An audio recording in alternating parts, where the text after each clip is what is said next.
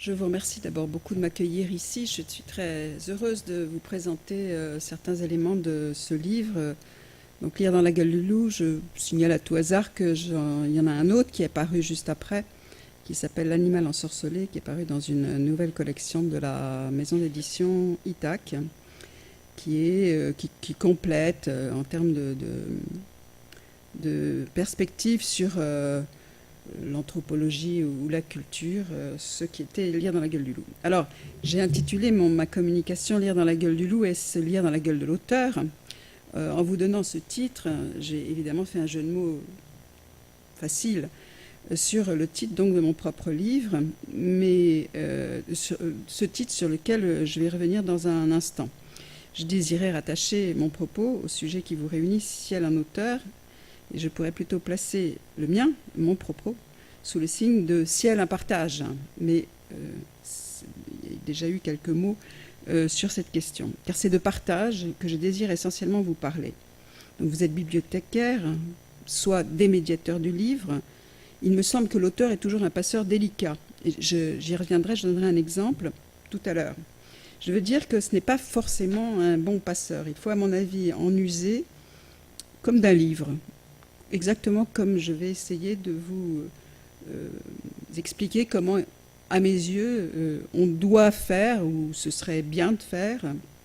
J'aime pas beaucoup les modalités prescriptives. Il s'agit moins de prescription que de déplacement et de déplacement perplexe. Mes deux livres, je vais vous expliquer un peu comment et pourquoi je les ai écrits, mais de toute façon, c'est sur fond d'un désarroi partagé sur ce qui nous arrive, je dirais, au sens très large, les bouleversements du paysage culturel et sociétaux. Et c'est donc dans ce contexte, ça fait des années que d'abord j'ai enseigné dans le secondaire, ensuite j'ai été mère d'enfants, je vais en parler dans un instant, et ça fait des années que par le hasard de mon enseignement universitaire, qui fait que j'ai enseigné tous les ans, en cours de CAPES ou en cours d'agrégation, je suis en contact avec des jeunes enseignants qui sont souvent dans des situations extrêmement difficiles.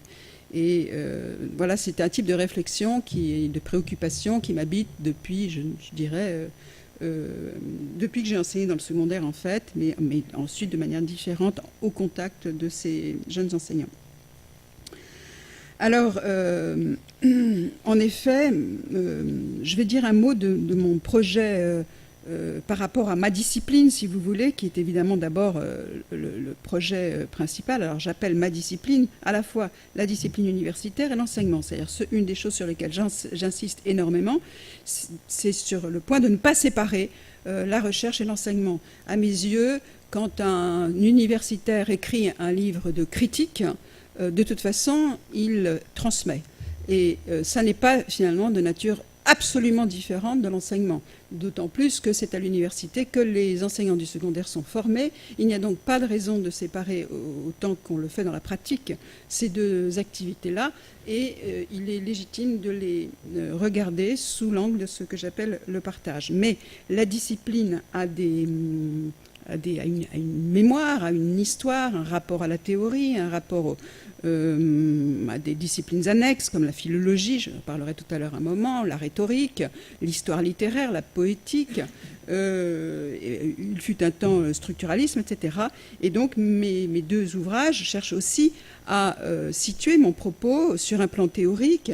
C'est à mes yeux très très important, tout simplement pour me faire entendre de mes collègues. C'est absolument capital. Il y a eu parfois des critiques de mon livre, de mon premier livre, disant, bon, finalement, c'est une mère c'est une universitaire, mais qui ici est plutôt une mère qui se penche sur comment elle fait lire, comment elle a lu avec ses enfants. Et du coup, vous avez comme ça une manière de suggérer que c'est pas très fort théoriquement. Bon, alors, je veux dire, bon, c'est un peu de la mauvaise foi de la part de ceux qui ont fait cette critique, qui sont très rares, mais c'est pour vous expliquer à quel point c'est à mes yeux important, parce que je veux amener sur une base complexe, je dirais, à considérer, je vais amener mes collègues, dans le sens le plus large du terme, à se considérer des choses d'apparence simple sur une base complexe, afin qu'ils ne les éliminent pas au prétexte que ce serait finalement pas vraiment de leur ressort. Alors, mon livre cherche à nous sortir de débats dont je suis intimement persuadée qu'ils sont sans fin parce qu'il n'y a pas de critères ou d'éléments de connaissance sûrs pour nous mettre d'accord. Et donc ici, le nous, c'est un nous qui a pour noyau, encore une fois, les universitaires. Et j'ignore jusqu'à quel point, j'ignore par exemple si ce type d'enjeu vous touche ou comment. Les débats, je pense au débat sur la définition de la littérature. Est-ce que Homère appartient, est-ce que l'Iliade et l'Odyssée appartiennent à la littérature? Est-ce que la poésie de la Pléiade appartient à la littérature? Ou bien est-ce qu'il n'existe de littérature qu'à partir du moment où le mot existe, dans le sens qu'on lui donne aujourd'hui, c'est-à-dire à partir du XIXe siècle? C'est un premier débat. Le deuxième, c'est l'ensemble de débats sur la fonction sociale de la littérature. Là, pour le coup, il me semble que vous êtes inévitablement, directement interpellé et concerné, sans doute que vous avez déjà des positions là-dessus. La littérature sert-elle à élever, à civiliser l'humanité? Mais en ce cas, cela semble signifier que seules les sociétés où elle existe, sous la condition que je viens de dire, hein, de toute façon, on ne sait même pas si elle existe complètement et comment dans nos propres sociétés occidentales, mais sinon, seules les sociétés où elle existe seraient des sociétés civilisées. Ou bien sert-elle à créer une élite qui aurait un sentiment de distinction, de supériorité par rapport aux autres, et à ce moment-là, bon, vous avez reconnu très très vite, comme ça évoqué, la position qu'on pourrait dire issue de la sociologie bourdieusienne, enfin d'abord d'un certain type de marxisme, puis de la sociologie bourdieusienne, et dans ce cas-là, on arriverait à la conclusion que la littérature, en tant que porteuse ou soutenant une idéologie élitaire bourgeoise, eh bien, on ne doit pas la transmettre. Ce qui a été vraiment pendant longtemps, en fait, je n'ai pas le temps de vous le montrer, ce qui a été vraiment pendant longtemps, effectivement, un impératif à l'intérieur de l'université comme à l'intérieur de l'école. Alors, mon objectif, c'est de sortir de ces débats, donc notamment sortir du débat qui oppose la basse culture et la haute culture. La littérature ne m'intéresse pas en tant qu'elle appartiendrait simplement à la haute culture. Ça n'est pas de ce point de vue-là que je cherche à la, et je mets des guillemets à la, vous allez comprendre pourquoi, la défendre. Mais aussi, à l'inverse, et c'est ça qui est très compliqué, sortir du relativisme culturel. La littérature m'intéresse en raison du rôle qu'elle peut jouer dans des sociétés démocratiques, qu'elle peut jouer. Elle ne le joue pas par elle-même. C'est une des choses que je vais essayer de vous dire. C'est pour ça que j'insiste sur le partage plus que sur les textes ou les genres de textes. Cela signifie que, évidemment, dire ça, c'est se prononcer pour la défense de la démocratie, ce qui ne va pas de soi, après tout, à condition d'entendre dans démocratie qu'on puisse y lutter pour plus de justice, etc., et non pas quelque chose qui est figé dans le marbre. Donc mon livre propose une nouvelle définition de la littérature. Pourquoi? Puisqu'il y a eu, mon raisonnement est le suivant, puisqu'il y a eu plusieurs sens passés du mot, on peut investir un nouveau sens sans balancer le mot, en gros. La littérature, j'aime beaucoup dire que c'est un bon truc. Évidemment, je dis truc à dessein, ça me permet de faire entendre que non, c'est pas la question de la haute culture qui me meut. C'est un truc parmi d'autres, c'est un truc culturel.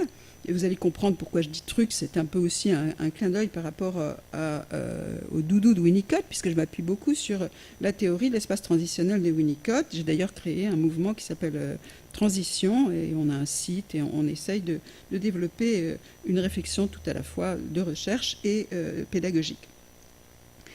Donc c'est un bon truc culturel, comme un outil d'éducation. Et je le définirais comme pris dans un souci de rapport heureux de soi à soi. C'est un objet culturel qui permet d'agrandir l'horizon de ce qu'il y a à ressentir et à comprendre.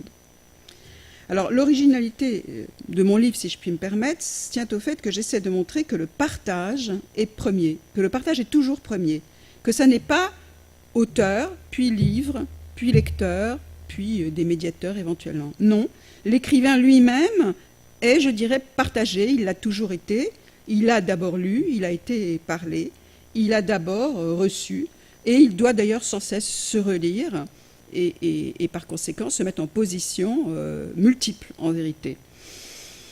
Je veux dire, donc, vous remarquerez que partage est un mot un peu étrange dans le dictionnaire de Furetière. On trouve très souvent à propos de mots, de langage, de paroles, etc., se dit en mauvaise part, se dit en bonne part, ou bien mieux, se donne en bonne part ou en mauvaise part, et se prend en bonne part ou se prend en mauvaise part. Et il est impossible, en lisant toutes les occurrences de ce type dans le Furetière, de comprendre si le sens est inscrit dans, par exemple, je sais pas, une parole. Il est plus probable que Furetière considère, donc vous savez, Furetière, c'est le dictionnaire du XVIIe siècle, considère que une parole peut toujours à la fois se donner en bonne ou en mauvaise part, mais la même peut se prendre en bonne ou en mauvaise part. C'est comme si il y avait une hésitation, une oscillation, justement, et une réversibilité entre celui qui est à la source de la parole et celui qui est à la destinataire de la parole.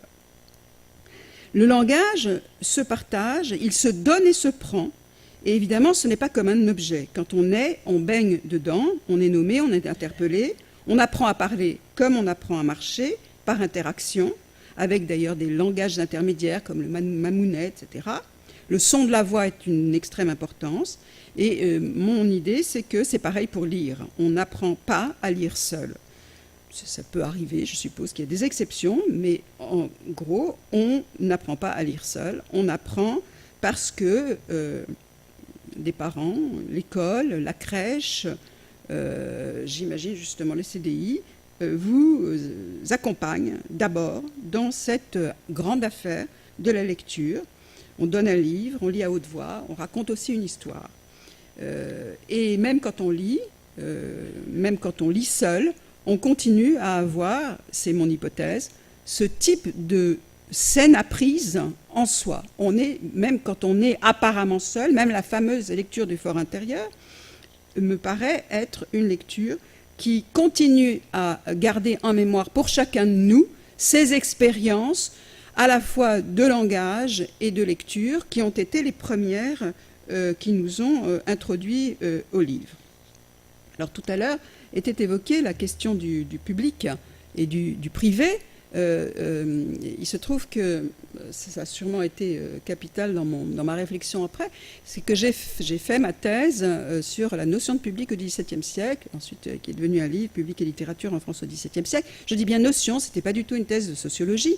Ce que j'ai essayé de montrer, c'est que le mot de public au XVIIe siècle ne voulait pas dire l'ensemble des consommateurs, lecteurs, spectateurs, etc., mais que, en gros, cela voulait dire ça englobait tout le paradigme de la res publica, ça pouvait vouloir dire donc aussi bien les auteurs antérieurs que le peuple, que des choses très variées comme le fisc, etc. Bref, donner un texte au public, ce qui était tout le temps un mot des préfaces, cela signifiait ajouter un texte à l'ensemble des biens publics. Et c'était parce que l'auteur était lui-même membre du public qu'il le faisait. Donc il y a là une évidence de l'horizon collectif qui est indiscernable de la dimension privée de la lecture. En gros, c'est aussi ça sur quoi j'insiste quand j'insiste sur la notion de partage.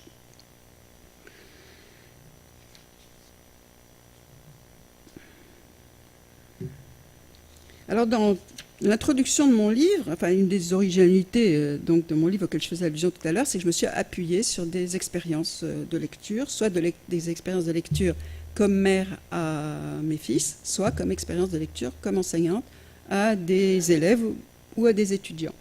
Et je les ai racontées et j'ai essayé ensuite de les analyser et je les ai racontées comme elles se sont passées réellement, si je puis dire, c'est-à-dire pour la somme de questions qu'elles faisaient naître dans mon esprit.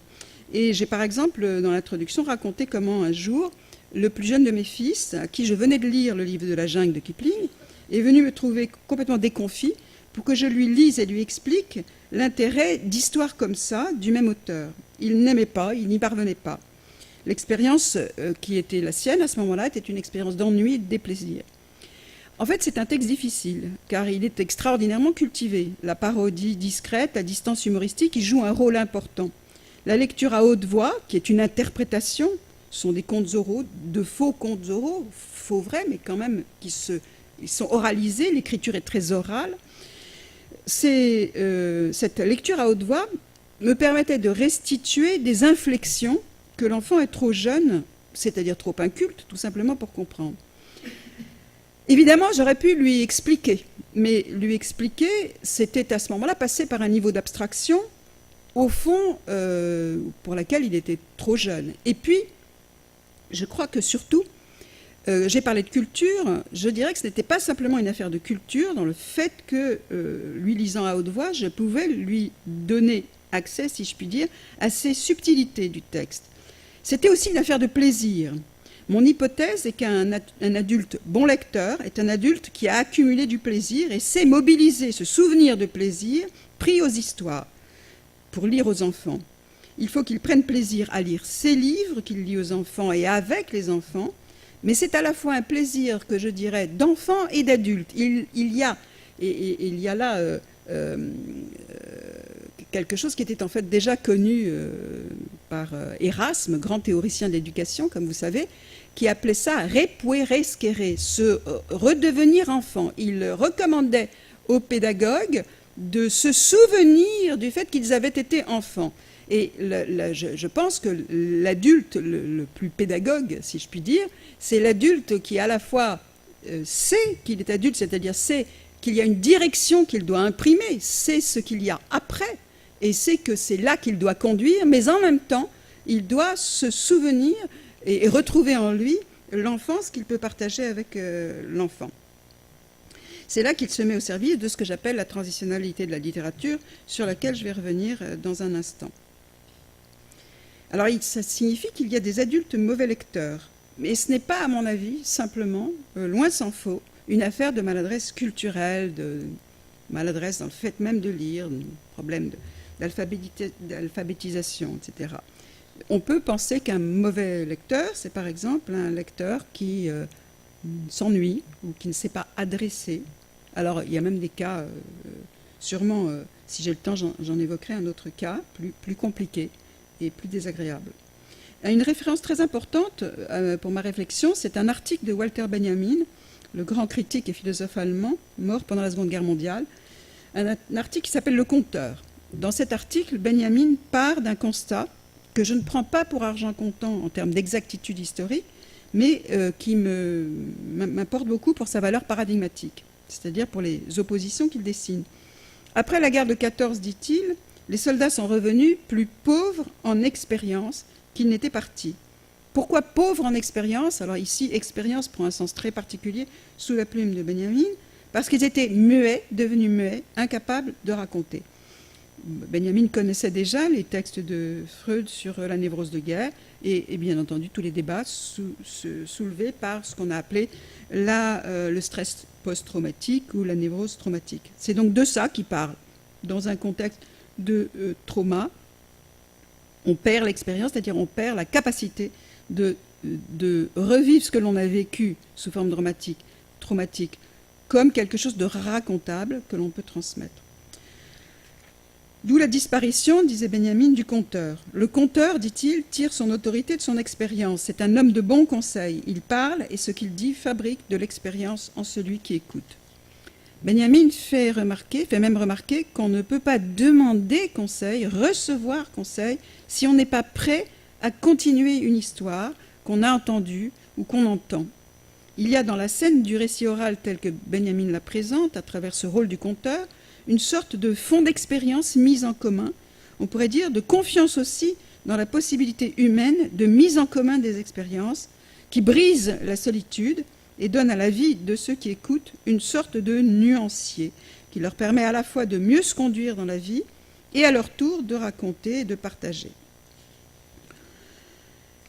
Alors en fait, j'en suis venue à penser, même concernant l'école, que les scènes de partage sont plus importantes à penser et à soigner que le but en lui-même de transmission d'un patrimoine culturel qu'on assigne de plus en plus souvent aujourd'hui, après avoir tellement douté de la littérature, avec tous les problèmes de définition que j'évoquais au tout début, mais aujourd'hui, on affirme de façon nettement plus autoritaire, qu'il faut transmettre le patrimoine littéraire. Moi, je suis très très sceptique sur la dimension patrimoniale de la littérature, et ça, je suppose que c'est quelque chose qui est pour vous pourtant très important. J'imagine qu'il est presque impossible de concevoir une bibliothèque sans rapport à ce que c'est qu'un patrimoine. Donc, je serais très contente d'en discuter éventuellement avec vous. Mais je vais de nouveau citer Benjamin, qui n'est pas tout à fait dans ce texte-ci, mais dans un texte proche qui s'appelait « Pauvreté de l'expérience ». Que vaut notre patrimoine culturel si nous n'y tenons pas par les liens de l'expérience? C'est une phrase que j'aime beaucoup. Donc, que vaut notre patrimoine culturel si nous n'y tenons pas par les liens de l'expérience? Autrement dit, si vous voulez, j'entends cette phrase de Benjamin comme une invite à concevoir les textes que nous transmettons comme il a défini le conte oral. Vous remarquerez qu'on oppose souvent les livres à l'expérience, soit parce que le livre nous plongerait trop dans l'imagination, alors on est face à ces grandes figures de mauvais lecteurs que sont Don Quichotte ou Madame Bovary, soit parce que les livres seraient au contraire trop abstraits ou trop éloignés de la vie. C'est une opposition qui me paraît irrecevable. Je pense que, au contraire, il faut imaginer le livre comme ce qui permet un va-et-vient entre la réflexion et la pratique concrète, si je puis dire, du monde. Lacan dit que l'amour se joue à trois. J'aime beaucoup cette formule. L'amant, l'aimer et l'amour. Si on n'a pas entendu parler de l'amour, en gros, c'est mal parti pour aimer, dit-il. Dans le séminaire de transition, il y a quelques années, nous avions fait venir pour discuter, comme on le fait régulièrement, un psychanalyste qui s'appelle Paul Denis, qui disait l'importance, dans l'éducation, là il parlait des parents, mais ça me paraît évidemment aller au-delà des parents, justement du côté de l'école, à partir du médium qui est le livre de littérature. Il disait l'importance d'apprendre aux enfants à nommer leurs émotions. C'est ce que j'ai appelé tout à l'heure nuancier. Pourquoi? Pour ne pas coller au réel. Alors tout à l'heure, je vous ai annoncé une petite anecdote à ce propos sur l'auteur, enfin pas exactement l'auteur, vous savez que quand l'auteur est mort, son alter ego, c'est le prof, justement, ou le critique, ou l'historien de la littérature, le philologue. Il y a quelque temps, j'ai lu un article d'un 17e qui s'appelle Patrick Dandré, qui est un très grand 17e, enfin voilà, tout à fait autorisé et tout à fait savant, sur la cigale et la fourmi. Il revenait sur ce vers, la fourmi n'est pas prêteuse. Et il expliquait comment ce terme, ces vers d'abord, c'est là son moins les deux vers, la fourmi n'est pas prêteuse, c'est là son moindre défaut, avait été interprété de façon contradictoire et que selon l'interprétation qu'on donne à prêteur et à moindre défaut, on va conclure que la fourmi n'est pas un modèle moral ou au contraire qu'elle est un modèle moral. On va donc se prononcer sur le sens moral de la cigale et de la fourmi. Et finalement, il y a une tendance, note-t-il, à considérer que la fable est favorable à la cigale, pardon. Alors, il fait remarquer, et là donc c'est une enquête philologique, que prêteur, en fait, n'est pas une qualité morale au XVIIe siècle, ça n'existe pas, que l'adjectif qualificatif n'a aucun sens moral, que prêteur, c'est prêteur sur gage, c'est usurier, en gros. Donc c'est une fonction sociale parfaitement décriée, méprisée, honnie par l'Église catholique, etc., etc., et que donc, dire que la fourmi n'est pas prêteuse, c'est là son moindre défaut, c'est qu'elle a peut-être des défauts, mais certainement pas le défaut d'être prêteuse sur gage. Ah, effectivement, vous avez le fameux intérêt principal, il y a donc des éléments de preuve dans la cigale et la fourmi. Du coup, Patrick Dandré en conclut que la fable est claire, c'est la cigale qui est condamnée, et que la fable a pour but de délivrer une leçon morale, ou plutôt, surtout, une impitoyable leçon de lucidité. Et le critique conclut et que l'on n'aille pas chercher ici ou là trace d'une ambiguïté qui n'y est pas. Alors bon, je voudrais faire simplement rapide rapport avec l'auteur vivant, si je puis dire. J'ai une collègue qui s'appelle Claude Habib, dont vous connaissez peut-être certains ouvrages, qui écrit aussi des romans, et moi je suis aussi un écrivain, et nous sommes en désaccord total sur l'autorité de l'auteur sur son livre. Elle considère que seul l'auteur sait ce qui est le sens du livre. Et elle donne l'exemple, elle s'était indignée il y a quelque temps, parce qu'elle a écrit un roman qui est écrit par une première personne du singulier qui est un chat, et à la fin, le chat, ça reste un peu en suspens, il saute, et toutes sortes de lecteurs ont compris qu'il tombait et il était mort. Et ça l'indignait parce que c'était évident pour elle que, et d'abord elle savait, et elle pensait qu'elle était évidemment la seule à pouvoir le savoir, que non, il n'était pas mort. Moi, je suis absolument en désaccord avec ça. Et je pense que si on laisse en suspens quelque chose comme auteur, c'est que de toute façon, on l'a laissé en suspens, point à la ligne, et que le livre ne vous appartient plus une fois que vous l'avez lancé dans le public, que ça fait partie de la richesse de la langue. Alors, c'est très compliqué ensuite dans le détail. Il y a évidemment ce qu'on pourrait appeler des contresens massifs, tout simplement, qui sont graves parce qu'on ne se réunit plus autour d'un minimum partageable, si l'on peut dire.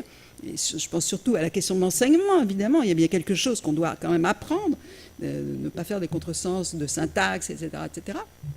Mais après, personnellement, je pense qu'il y a une grande liberté.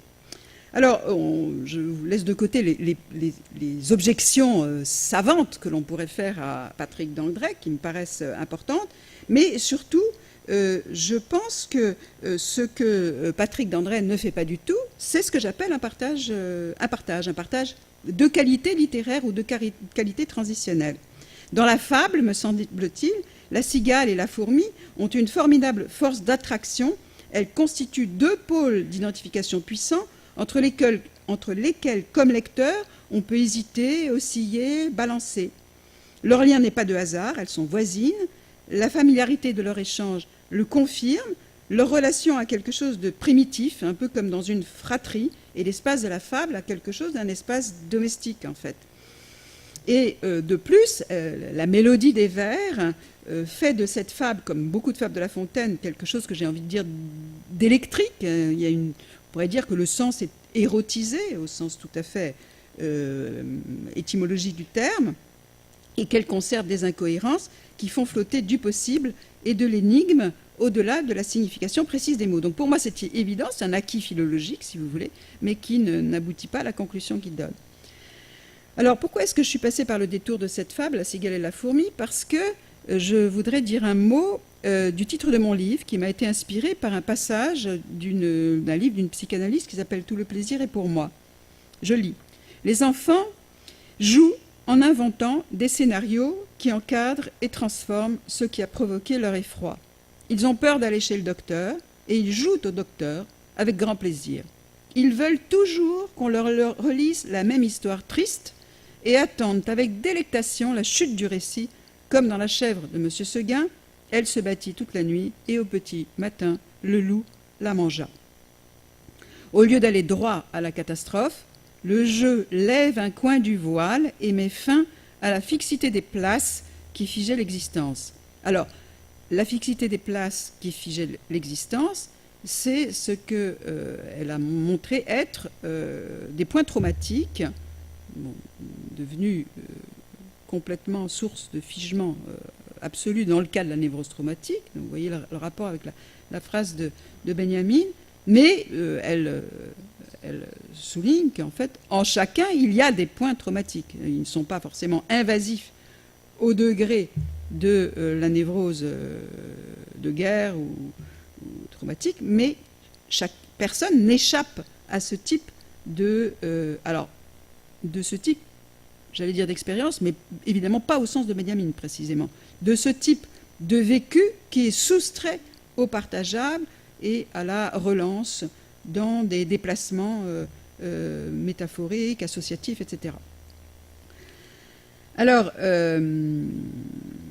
voilà pourquoi je voudrais très brièvement revenir à la théorie winnicottienne des phénomènes transitionnels. Tout le monde en connaît le rejeton le plus célèbre, c'est le doudou.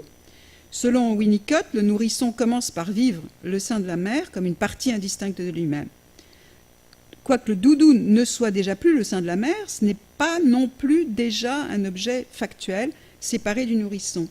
Le bébé, dit Winnicott, a besoin pour grandir d'un espace où les objets qui y paraissent ont une sorte de certitude absolue provenant du fait qu'à leur propos, le nourrisson n'est pas confronté à la question de savoir d'où ils viennent.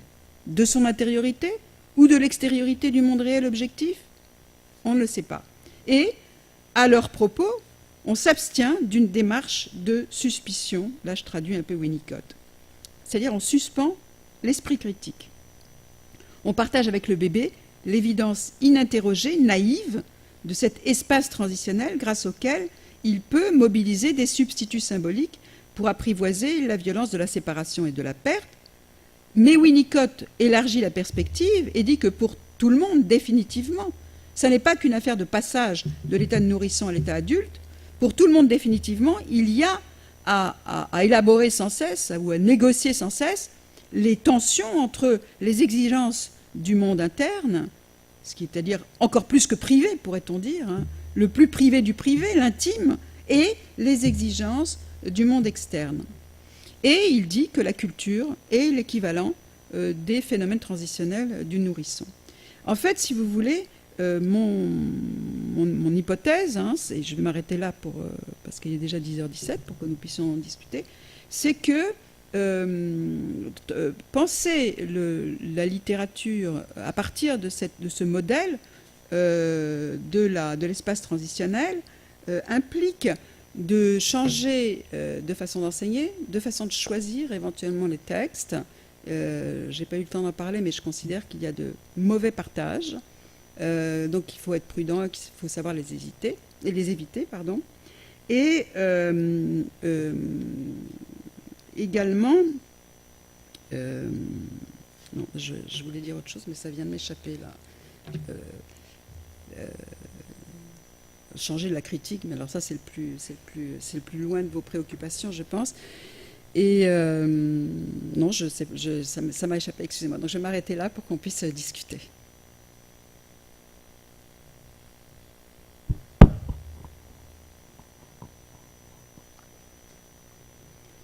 La parole est à vous, si vous le souhaitez. Juste sur les mauvais partages que vous évoquiez juste à la fin, c'est intéressant que vous puissiez un tout petit peu en dire plus. En fait, je viens de retrouver ce que je voulais ajouter.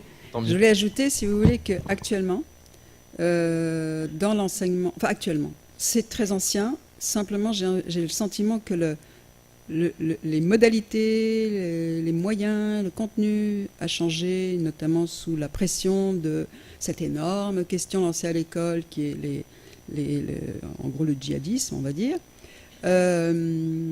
Mais le mot d'ordre dans l'enseignement, c'est éveiller à l'esprit critique. Esprit critique, esprit critique, esprit critique. Ma conviction, c'est que quand je parle de la littérature comme d'un bon truc, ça n'est pas son premier but. L'esprit critique viendra après, autrement, mais pas directement, pas comme but immédiat, principal. Voilà. Alors du coup, ça n'est pas sans rapport avec le mauvais partage. Un des mauvais partages à mes yeux, et là je pense surtout aux enseignants, si vous voulez, c'est quand les enseignants se servent des textes littéraires comme d'une base que j'appelle militante. Ça peut être un vrai militantisme politique, mais ça peut être aussi un militantisme laïque, par exemple. Donc, par exemple, Voltaire, si vous voulez. Voilà, vous prenez Voltaire et vous attendez de Voltaire qu'il fasse de tous les élèves, comme ça, spontanément, si je puis dire, des citoyens parfaitement laïques, etc., etc. Et ça, c'est, à mes yeux, typiquement un mauvais partage. C'est peut-être pas le plus grave, si je puis dire, mais c'est quand même un mauvais partage. Alors, je reviens à ce qui m'avait beaucoup frappé dans la phrase de Monique David-Ménard sur La chèvre de Monsieur Seguin, et c'est pour ça que je l'ai aussi choisi.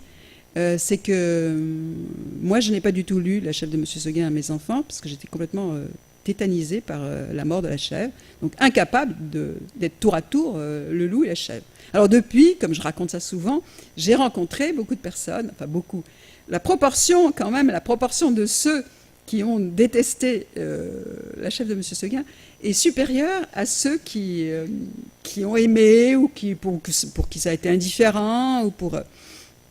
Récemment, un collègue m'a raconté que sa fille, alors ils ne lui ont pas lu, elle l'a entendu en CD ou en je sais pas quoi.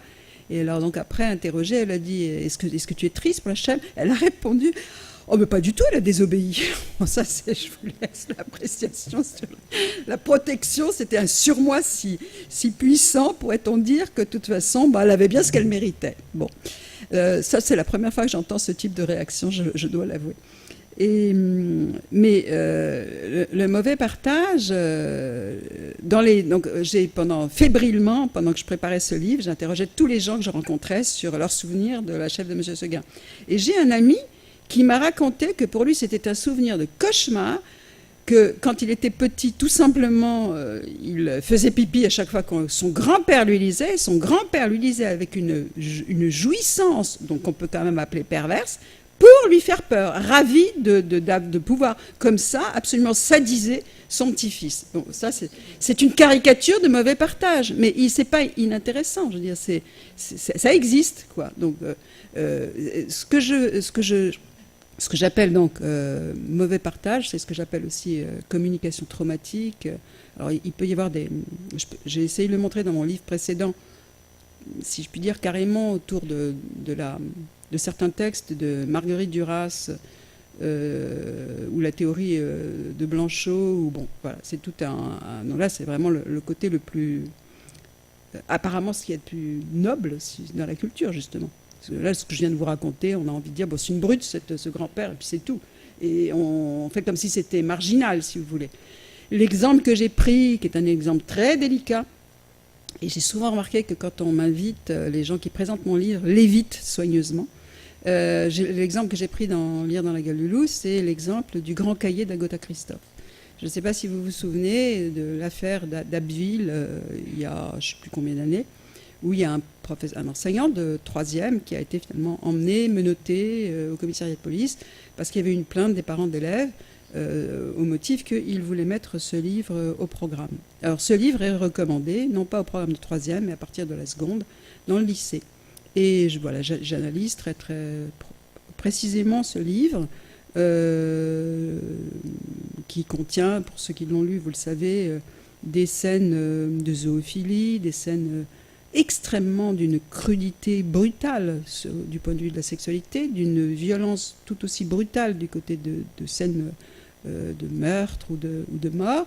Et la particularité surtout du livre, qui fait que le débat est à mes yeux catastrophique, il nous éloigne de toute possibilité, enfin, par rapport à ce que moi j'essaye de dire et de défendre, parce que d'un côté vous aviez des parents manipulés par le Front National, et de l'autre côté vous avez eu une défense de gauche comparant l'enseignant et Agatha Christophe à Zola, et faisant de ce livre un livre justement éveillant l'esprit critique, avec l'idée qu'il fallait évidemment que les enfants connaissent l'horreur du monde dans lequel nous étions, l'horreur du passé.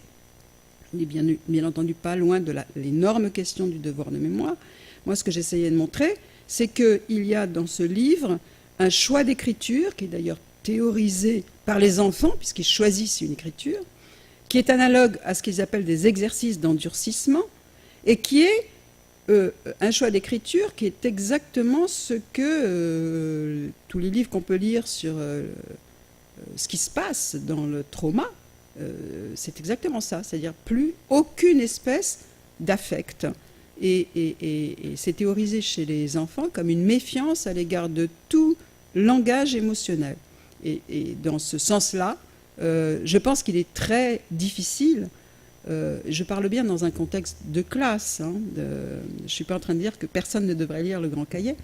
La grande différence avec une classe, c'est qu'un livre qu'on fait lire, l'élève doit le lire. Il ne peut pas l'abandonner si ça lui est insupportable. Nous, quand nous prenons un livre pour le plaisir, s'il nous est insupportable, on ne va pas le lire. Puis quand même, on est des adultes, ce qui veut dire qu'on est passé notamment, on a traversé la crise de l'adolescence, qui est quand même un moment de grande fragilité. c'est ce que j'essaye de dire aux profs quand je les vois dans les contextes de formation permanente, où parfois vous entendez des choses qui sont quand même ahurissantes du côté, enfin à mes yeux, ahurissantes du côté des enseignants. Donc ce que j'appelle un mauvais partage, c'est un partage où quelque chose est brutalisé du côté de la réception. Voilà. Et on peut brutaliser soit volontairement, et il y a une théorisation possible de confondre cette brutalisation avec l'esprit critique. D'où ma méfiance à l'égard des deux motifs. Ça n'est pas un texte littéraire, mais là, en début de l'année civile, en janvier-février, j'ai organisé 3 jours de formation permanente. Et le deuxième jour, je dis le deuxième jour heureusement, parce que du coup j'ai pu essayer de parler, le troisième jour de reprendre et de préciser, sans attaquer de front l'enseignante en question. Parce que justement, il y avait un débat sur la question de savoir si on devait bousculer les élèves ou pas. Qu'est-ce que ça pouvait... Moi, qu'est-ce que ça veut dire, bousculer? Il y a une enseignante qui a expliqué que tous les ans, elle amenait ses élèves directement, sans aucune préparation, donc au musée d'Orsay, devant le tableau de Courbet, L'origine du monde. Comme ça. Voilà. Alors le soir, ça m'a beaucoup agité, donc je préparais la troisième session. Alors le soir, je regardais sur Internet de nouveau le tableau et je me disais alors, est-ce que c'est un tableau... Je me suis posé les questions les plus bêtes qui soient. Est-ce que c'est un tableau? Est-ce que c'est une image pornographique ou pas? Je me disais non, mais pour le comprendre, il faut être extrêmement... Il faut avoir une pratique de l'art pour voir pourquoi. Bon, et puis des adolescents. Pourquoi est-ce que vous allez amener des adolescents brutalement sans aucune espèce de préparation? Et son argument, c'était qu'il fallait les bousculer. Et là, c'est pas la laïcité, c'est pas exactement le mot d'ordre, n'est pas la laïcité, mais l'émancipation sexuelle, évidemment, avec l'idée que leur famille ou trop de familles les empêchent de connaître. Mais vous avez 2 arguments. Il y a beaucoup de profs qui disent, mais de toute façon, ils voient des choses tellement horribles, crues, etc., que si on veut les intéresser, il faut passer par des choses extrêmement crues, violentes, etc.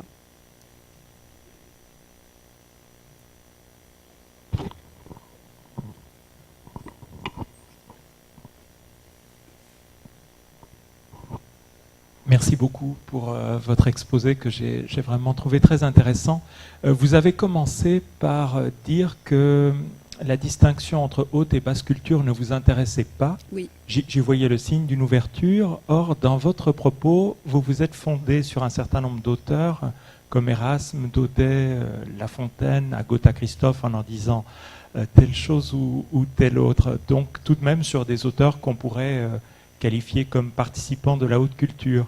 Est-ce qu'il faut y voir le signe, malgré tout, que le nuancier est davantage affiné chez ces auteurs-là, qu'ils proposent des expériences d'une subtilité plus importante, ou est-ce que c'est simplement le signe de la situation de cette matinée et du public auquel vous pensez avoir affaire? Alors, les auteurs que vous venez de dire, Erasme, Benjamin, etc., ce sont des auteurs que j'ai cités comme des appuis critiques. Voilà, alors, d'accord. Je ne suis pas sûre que Daudet fasse partie de la haute culture. J'en suis pas sûre. Mais bon, ça c'est si vous voulez, quand même, c'est la chef de Monsieur Seguin. C'est-à-dire, c'est vraiment, c'est un... peut-être, je devrais préciser que quand je dis que je suis... mais c'est vrai, je devrais vraiment préciser ce que je veux dire par là. Je veux dire par là que... je me réfère à des débats du type « Non, mais quand même, on ne va pas abandonner la transmission des grands textes. » Je donnerai un exemple qui m'est au fond cher, puisque c'est ma spécialité, c'est Corneille, René Corneille. Bon, quand même, on ne va pas abandonner Corneille, on va donner Corneille aux élèves, il faut pas baisser le niveau, etc. Donc, vous voyez, comparé à Corneille, Daudet, c'est pas vraiment la haute culture. Et dans l'Animal ensorcelé, je me suis intéressée, j'ai consacré un chapitre à la lecture. Là, cette fois-ci, c'était mon expérience personnelle de lecture du Comte de Monte Cristo.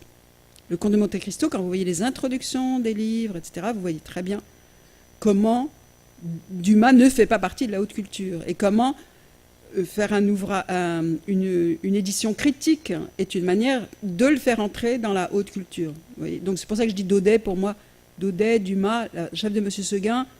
D'ailleurs, en fait, à part ça, je l'ai du coup étudié très très près, la chef de M. Seguin. Je pense qu'un des problèmes, c'est que à mes yeux, c'est pas un très très bon texte. Bon, ça c'est Ce que je veux dire par là, c'est que c'est la qualité du partage sur laquelle je veux insister. Et du coup, de nouveau, comme une de mes préoccupations, vraiment une préoccupation pédagogique, si vous voulez, je suis convaincue que, non pas qu'on ne puisse pas du tout faire Corneille, si des profs me disent, et j'ai eu des récits de ce genre, mais moi j'ai fait Olivier Twist avec des classes très difficiles, ils étaient très fiers d'avoir lu ce livre, c'est très... Oui, sûrement, elle peut le faire. Ça veut dire qu'elle a une conviction chevillée au corps, qu'elle sait le faire, qu'elle peut le faire. Mais comme norme, ça ne me parle pas, si vous voulez. Et Corneille, pour l'avoir enseigné même en université, je sais que c'est ultra difficile, mais d'une difficulté. D'abord, il était déjà considéré, peut-être pas le Cid exactement, il était déjà considéré comme obscur au XVIIe. Donc, bon, c'est un texte ultra difficile. Donc, je pense que c'est pas très grave. On s'en fiche un peu de savoir si les gens ont lu Corneille ou pas par Corneille. C'est dans ce sens-là.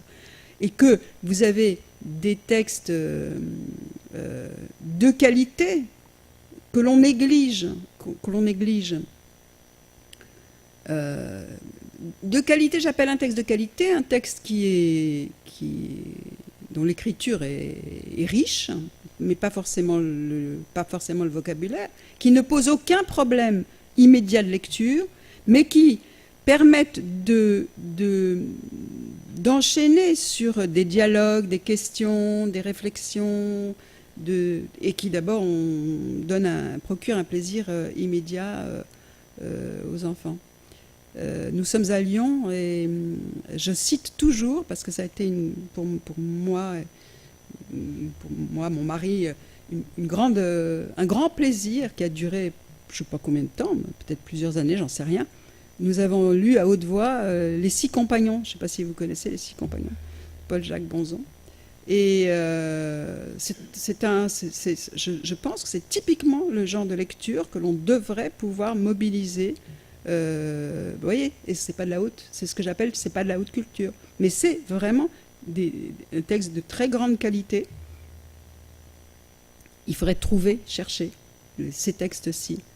Et cependant, en même temps, je pense que le mot d'ordre actuel, qui est de donner aux élèves, aux enfants, des textes proches d'eux, donc vous avez toute une littérature écrite comme ça, et ça, je pense que c'est vraiment... Enfin, moi, j'en pense beaucoup de mal. Je pense beaucoup de mal de la chose, parce que, premièrement, de quel droit est-ce que l'on sait ce qui est près des élèves ou pas? C'est extraordinairement intrusif, en fait. Et du coup, le principe même de ce choix a toutes les chances de faire de la parole de la parole du commentateur, enseignant, médiateur, celui qui passe, une parole intrusive, puisqu'il l'a choisi en pensant que c'était proche des élèves. Et je pense qu'en plus, si vous voulez, à supposer que ce soit vrai, ça risque toujours de l'être justement d'une manière qui est trop proche de ce qu'on pourrait appeler, à la suite de Monique David-Ménard, des points traumatiques. Et donc, il vaut beaucoup mieux, au contraire, s'en éloigner et prendre des textes qui permettent le détour de la métaphore pour tout le monde. J'ai envie de dire, ça protège l'intimité des élèves et ça protège aussi le partage, enfin, pour tout le monde. Donc moi, je plaide pour des textes plutôt éloignés. Mais éloignés, ça ne veut pas dire éloigné en hauteur, pas intimidant. Non, c'est pas nécessaire.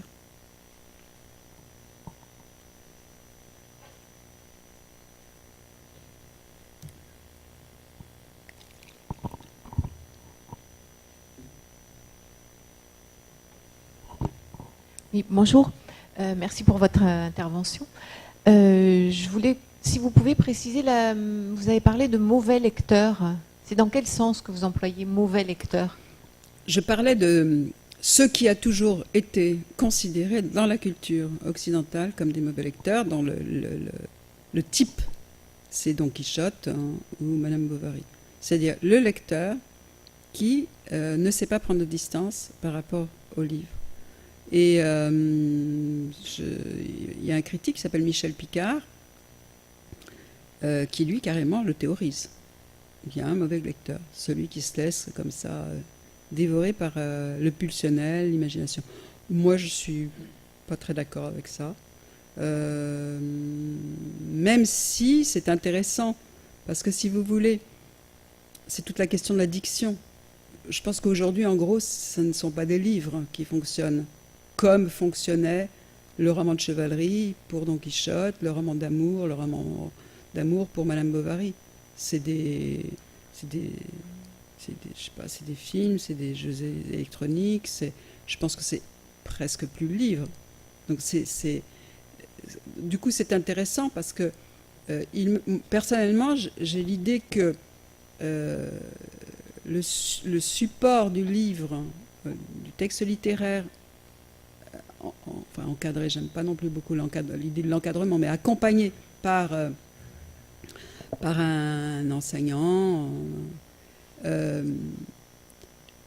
il a pour vertu, pour moi, de éventuellement plaire à ce niveau-là, si je puis dire, avec une forte captation imaginaire, mais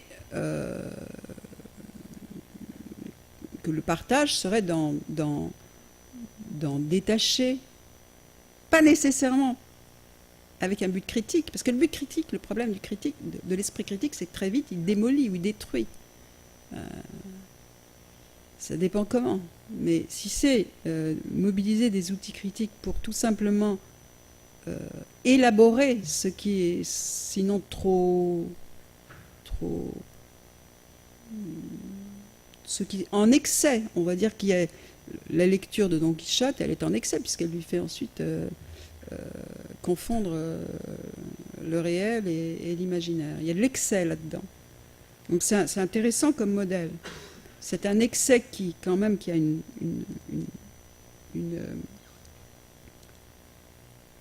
tout simplement est un révélateur de plaisir.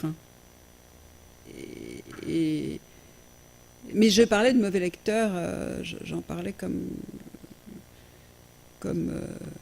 ce qu'on peut faire comme critique au livre en général. On fait deux grandes critiques au livre. Soit il vous aspire dans l'imaginaire, soit il vous aspire dans l'abstraction. Ils sont donc contre, on suppose que le livre est contre l'expérience. Voilà, c'était pour ça que j'en parle. J'ai répondu à votre...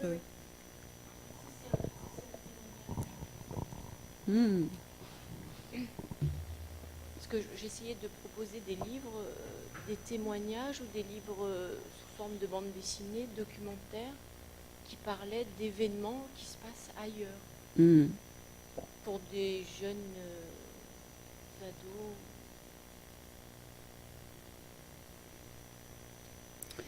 Mais j'ai envie de vous poser comme question, quel est le but? C'est-à-dire quelle fin vous voyez dans... Est-ce que c'est parce que vous pensez... Informer, faire découvrir d'autres modes de vie. Alors la BD, c'était Le parfum des hommes. Je connais pas. C'est une affaire dans le monde du travail. Donc c'était informer, faire découvrir des réalités.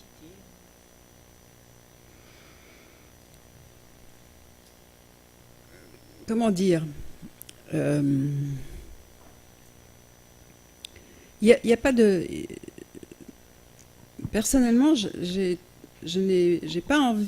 Ma réponse ne sera pas une manière de vous dire non, surtout pas ça. C'est pas ça. C'est pas mon propos, si vous voulez. Mon propos serait toujours, bon, voilà, on est en face de quel type de lecteur, qu'est-ce qu'il lit, où est-ce qu'il en est, qu'est-ce qu'il fait, il a beaucoup lu, il n'a pas beaucoup lu. Oui. Alors, ce que je veux dire, c'est que personnellement, quand je parle de la littérature comme d'un bon truc, je ne lui donne pas pour but d'informer. Pas du tout. Et le texte de Benjamin était également très intéressant parce qu'il oppose le conteur à l'information. Il dit qu'on est surchargé d'informations. Alors, il le dit dans les années 30. Vous pouvez vous imaginer que ça n'a pas diminué et que c'est de plus en plus tôt. Et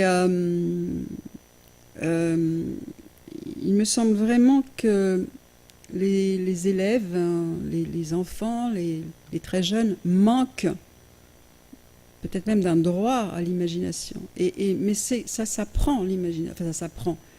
On est guidé, c'est à la fois spontané, mais il y a un guidage. Don Quichotte, il est en proie à trop d'imagination, mais pas du tout d'imagination, c'est très grave aussi. Enfin, c'est très grave aussi. Et informer de quoi après? On est très vite dans l'idée que on mentirait si on ne mettait pas tout de suite les enfants face à un monde. On va les informer de choses qui sont... De quoi, vous voyez? Enfin, c'est compliqué même de savoir de quoi est-ce qu'un enfant peut être informé? Qu'est-ce que ça veut dire informer un enfant? Je me le demande. Je ne sais pas quel âge il a, mais je me le demande.